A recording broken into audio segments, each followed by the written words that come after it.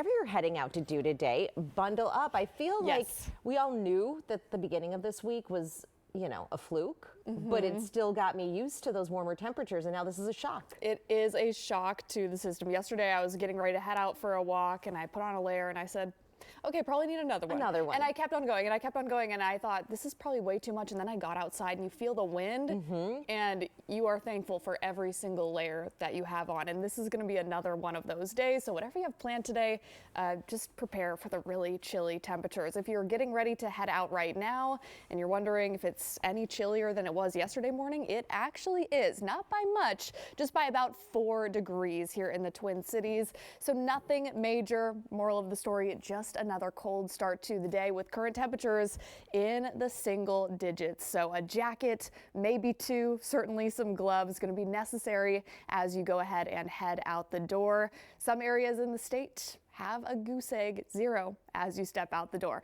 So let's go ahead and get outside on this Sunday morning. Winds are going to stay elevated out of the northwest, and that's why it's going to feel even colder than it actually is for the better part of the day. Now, with those cloudy skies, we also could see a couple of flurries, but nothing major in that department. Here are your headlines. Cold and breezy today. We do have some better snow chances by midweek. We've got a chance on Tuesday. We have another one on Wednesday. A couple of those look to be more overnight, so we'll walk you through that. And then into the weekend, another temperature swing. Here's a look at today. Highs should probably get into the mid to upper teens. We're showing 14, maybe 15 by about 3-4 o'clock. But look at this down here. That light blue bar, that's going to be your feels like temperature. Now, because of the winds, it's going to feel pretty brutal out there. Feels pretty brutal right now. That won't change. Feeling like -2 even during the warmest part of your day. So today, cloudy and cold. It'll be breezy, a high of 18. Dark out there now, of course, but the sun will be up at 7:02, and those winds will stay elevated out of the northwest, 15-20 miles per hour. I do want to show you the highs over the next 5 days. They're a little bit topsy-turvy. What have we got? 18, then 22, 34. Okay, 26, 34 again. What's happening here is we have a couple of systems rolling through, and that will have an impact to our temperatures. Overall, as we get into the next 6 to 10 days, which will take us into the first few days of the new month, a lot of gray area here, including the Twin Cities, which means temperatures should be close to average. Up to the north, International Falls, you could see things a little bit cooler than average, and then down to our south, things a little bit normal, and that's going to be the case for most of the U.S.